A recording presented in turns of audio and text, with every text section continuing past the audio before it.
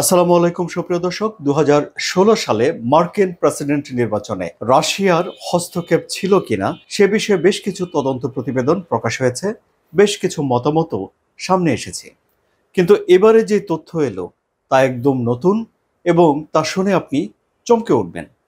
এবারে বলা হচ্ছে যে ওই নির্বাচনের সময় তখনকার প্রেসিডেন্ট পদপ্রার্থী ডেমোক্র্যাটদের হিলারি ক্লিন্টন গুরুতরভাবে মানসিকভাবে অসুস্থ ছিলেন এবং তার এই অসুস্থতার বিষয়টি যদিও যুক্তরাষ্ট্রে কঠোর গোপনীয়তার সঙ্গে রাখা হয়েছিল, কিন্তু তারপরেও তা পাশের দেশ রাশিয়ার প্রেসিডেন্ট ভ্লাদিমির পুতিন জেনে গিয়েছিলেন। তাহলে কি ধরনের অসুস্থতায় ভুগেছিলেন হিলারি ক্লিন্টন এবং এর ফলাফল কি হয়েছিল, নির্বাচনে এর কোনো প্রভাব পড়েছিল কিনা, এবং এই গোপনীয় তথ্যটি জেনে যাওয়ার পর ভ্লাদিমির পুতিন কি করলেন, সেসব বিষয়ে এই ভিডিওতে আলোচনা করব। এখন প্রশ্ন হলো যে এই তথ্য কিভাবে আমরা জানলাম বা গণমাধ্যম জানল। এই তথ্য গণমাধ্যম জেনেছে সেটিও একটা কৌতূহল উদ্দীপক ঘটনা। 2020 সালে যুক্তরাষ্ট্রের হাউস অব রিপ্রেজেন্টেটিভে গোয়েন্দা বিষয়ক একটা কমিটি একটা গোপন প্রতিবেদন উপস্থাপন করেছিল। সেই গোপন প্রতিবেদনে এই তথ্যগুলো ছিল এবং এতদিন সেগুলো ফাইলের নিচে চাপা পড়েছিল।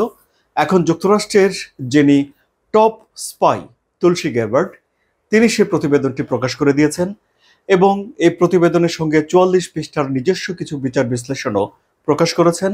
হোয়াইট হাউসে তিনি একটি সংবাদ ব্রিফিং করেছেন, যে সংবাদ ব্রিফিংয়ে তিনি এই তথ্যগুলো উপস্থাপন করেছেন।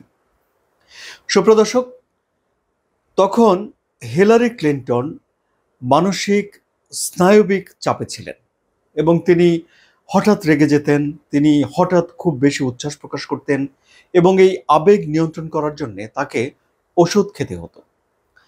ডেমোক্রেটদের যারা শীর্ষ নেতা তখন ছিলেন, ইনক্লুডিং প্রেসিডেন্ট বারাক ওবামা, তারা চিন্তায় পড়ে গিয়েছিলেন যে হিলারি ক্লিন্টনের এই মানসিক স্বাস্থ্যের বিষয়টি নির্বাচনে কোনো প্রভাব ফেলে কি না।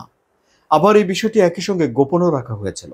হিলারি ক্লিন্টনের যারা উপদেষ্টা ছিলেন নির্বাচনের সময়ে, তারা এই বিষয়টি নিয়ে চুপচাপ ছিলেন, অনেকে জানতেনও না।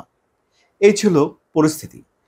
কিন্তু রাশিয়ার যে বিদেশ বিষয়ক যে গোয়েন্দা সংস্থাগুলো রয়েছে, তারা সামহাও এই তথ্যগুলো হস্তগত করেছিলেন এবং সেগুলো তারা তাদের প্রেসিডেন্ট ভ্লাদিমির পুতিনের হাতে পৌঁছে দিয়েছিলেন।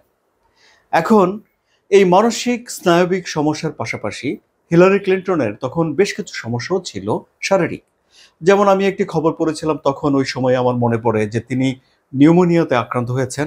এখন এই গোপন প্রতিবেদন প্রকাশ করার পর জানা গেল যে তিনি শ্বাসতন্ত্র বিষয়ক একটা ডিজিজে ভুগছিলেন এবং তার টাইপ 2 ডায়াবেটিস ছিল এবং হার্টে রক্ত সঞ্চালন বিষয়ক একটা জটিলতাও তখন তার ছিল বলে এইসব প্রতিবেদনে উল্লেখ করা হয়েছে।